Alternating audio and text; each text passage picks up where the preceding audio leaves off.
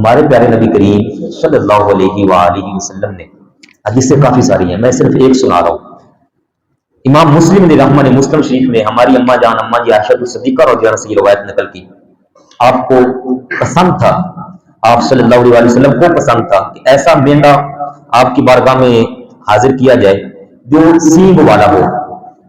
سیاہی میں چلتا ہو، یعنی اس کے پاؤں سیاہ ہوں،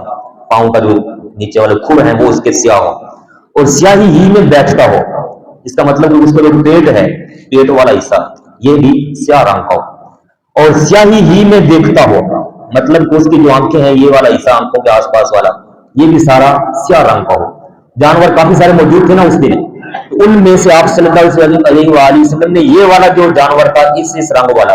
وہ پسند فرمایا کہ جو اس طرح کا جانور ہے وہ میری بارگاہ میں پیش کیا جائے، یعنی پاؤں بھی سیاہ، پیٹ بھی سیاہ، اور آنکھیں بھی اس کی سیاہ ہوں، تو ایسا جانور آپ کی بارگاہ میں پیش کیا گیا۔ فرمایا ہے مومنوں کی ماں، چھری کو اچھی طرح پتھر پر تیز کر کے پھر میرے سامنے لے کر آنا۔ یہ بھی سبق ہے ان لوگوں کے لیے جو چھریاں جانوروں کے سامنے تیز کرتے رہتے ہیں، کسائی وغیرہ، ایسا نہیں ہونا چاہیے۔ فرمایا چھری کو تیز کرو پھر میرے پاس لاؤ۔ تو اما جان نے چھری کو تیز کیا، آپ صلی اللہ علیہ وسلم کی بارگاہ میں پیش کی۔ کریم آقا علیہ الصلوۃ والسلام نے مینڈے کو لٹا دیا۔ لٹانے کے بعد اب آپ نے اس جانور کو ذبح کیا، اور ذبح کرتے ہوئے پڑھا بسم اللہ اللہ اکبر۔ ایک دوسری روایت میں بخاری مسلم نے پڑھا بسم اللہ واللہ اکبر۔ یہ دونوں طرف پڑھ سکتے ہیں، بسم اللہ اللہ اکبر اور بسم اللہ واللہ اکبر، یہ پڑھا۔ اور پڑھنے کے بعد جب جانور ذبح ہو گیا، خون بہہ گیا، اب سنیے گا میرے پیارے بھائی، آپ نے دعا مانگی، اللہم تقبل من محمد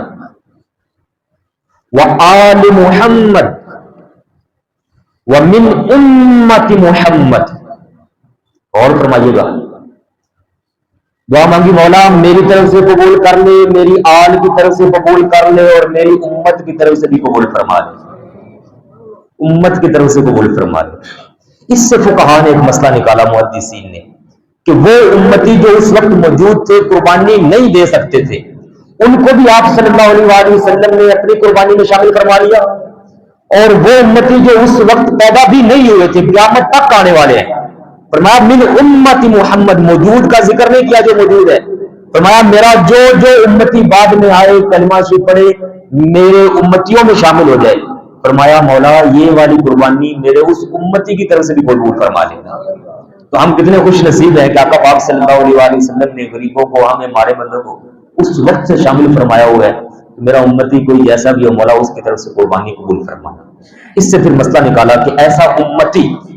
آج کے دور میں، ایسا امتی جس کو اللہ پاک نے نوازا ہوا ہے، اس کو آقا پاک علیہ الصلوۃ والسلام کی قدمین شریفین کی خیرات ملی ہے، اور اللہ پاک نے اس کو محتاج نہیں بنایا، وہ لوگوں کے سامنے بھیک نہیں مانگتا، محتاج نہیں ہے، خوب اللہ پاک نے نوازا ہے۔ تو ایسے امتی کو بھی پھر چاہیے کہ وہ بھی اپنی طرف سے محبت کرے، یہ نفلی ہوگا، فرض واجب نہیں، محبت پیش کرے، اور جہاں اپنی طرف سے دے رہا ہے واجب، وہاں اپنے والدین کی طرف سے دینا چاہے، کسی بزرگ کی طرف سے دینا چاہے، آل اصحاب کی طرف سے دینا چاہے، تو اوپر آقا پاک کا نام بھی بیچ میں شامل کرے، آپ صلی اللہ علیہ وسلم کا نام لے آئیں، نیچے اپنے عزیز و قربا کا نام لے آئیں۔ بڑے ایسے افراد ہیں جو میں نے دیکھا وہ کرتے ہیں، جو اس طرح سے کرے گا اللہ پاک کے فضل و کرم سے انشاءاللہ تعالی اس کو اپنی قربانی تو قبول ہو یا نہ ہو، واللہ عالم، اللہ پاک حقیقت جانتا ہے، لیکن جہاں آقا پاک علیہ الصلوۃ والسلام کا حصہ آ جائے گا نا جی، تو انشاءاللہ تبارک و تعالی وہ تو پھر قبول ہی قبول ہے۔